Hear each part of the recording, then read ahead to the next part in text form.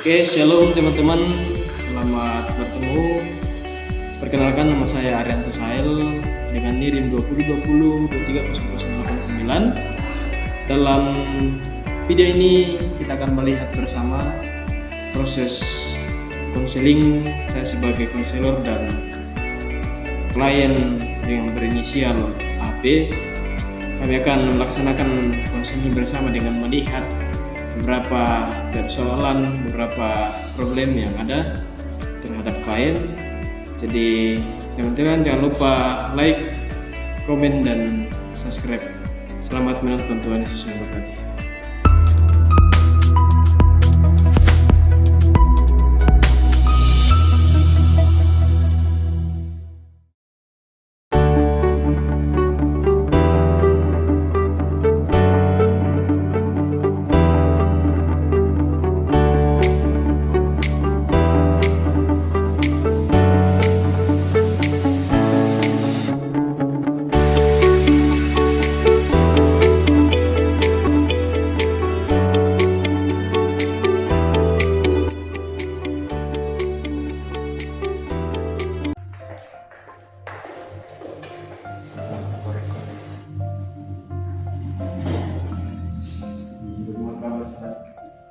Puji Tuhan, kabar baik.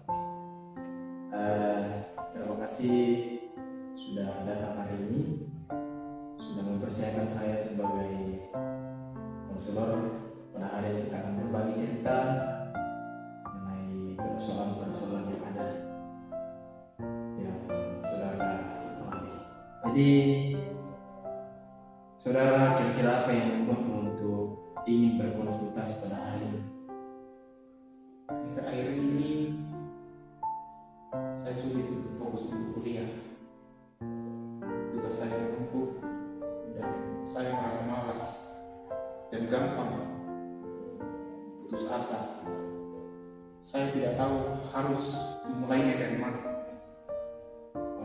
Jadi saudara merasa bahwa fokus dalam kuliah itu menurun, merasa bahwa rasa cemas itu cepat muncul, dan kemudian tugas kuliah itu menumpuk. Apakah ini adalah masalah utama yang ingin kita bahas pada hari ini? Ya, benar. Adalah masalah utama saya yang saya alami. Kira-kira saudara sebelumnya apa saja yang telah saudara coba untuk lakukan untuk mengantisipasi masalah ini? Sebenarnya saya sudah mencoba untuk membuat jadwal, tapi sering saya tidak mengikuti jadwal yang saya sudah buat ini. Saya juga saya sudah mencoba untuk belajar bersama dengan teman-teman, tetapi saya saja tidak berhasil. Kadang saya malas dan saya lebih memilih untuk merenungi dan berpikir keras. Baik, jadi saudara sudah mencoba membuat jadwal dan belajar dengan teman, tetapi belum konsisten. Apa hal yang paling sulit menurut saudara? Yang paling sulit itu adalah untuk memulai. Saya sepertinya tidak punya energi dan merasa malas untuk itu. Melihat permasalahan perubahan seperti apa yang saudara inginkan setelah mengikuti konseling? Saya mau dan saya ingin berusaha fokus, ingin memulai mengerjakan tugas tanpa harus menunda-nunda, dan saya mempunyai motivasi. Saya juga ingin mengurangi rasa cemas yang kadang saya alami ini. Baik saudara, kalau misalnya diukur dari skala 1 sampai 10, besar perubahan fokus dan motivasi yang saudara inginkan? Paling tidak ketujuh. Dari sekarang saya hanya mungkin 3.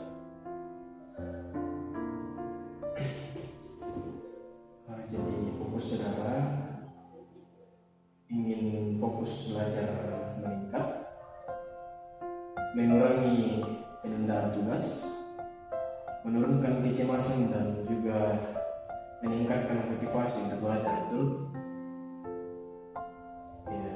Baik, saudara melihat permasalahan yang saudara sudah ceritakan. Mari kita coba untuk melakukan strategi agar perubahan itu perlahan bisa terjadi. Kita coba mulai dengan misalnya tugas kecil dari 5 sampai 7 menit. Kemudian memprioritaskan atau memfokuskan satu tugas setiap hari.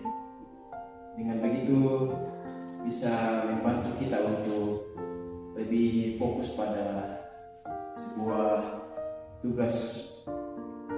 Kemudian kita melihat membuat manajemen waktu yang sederhana.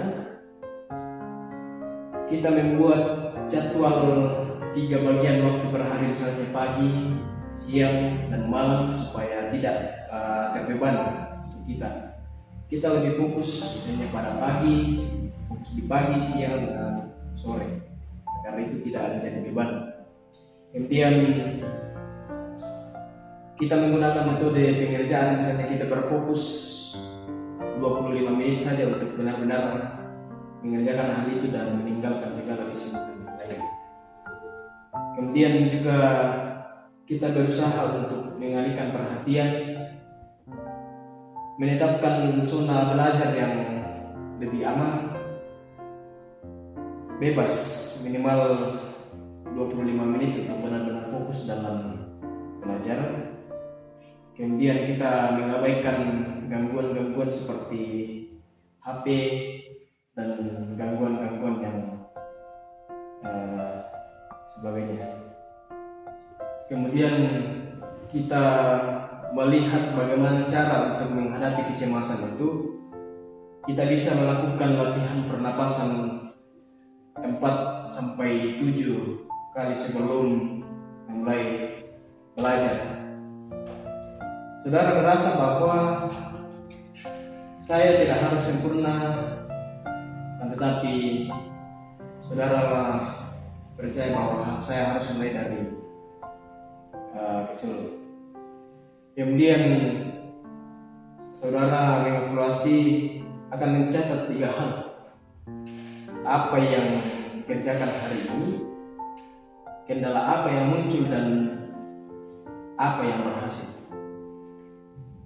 Bagaimana saudara? Apakah kira-kira rencana ini terasa realistis dan bisa saudara coba untuk dalam kehidupan ini?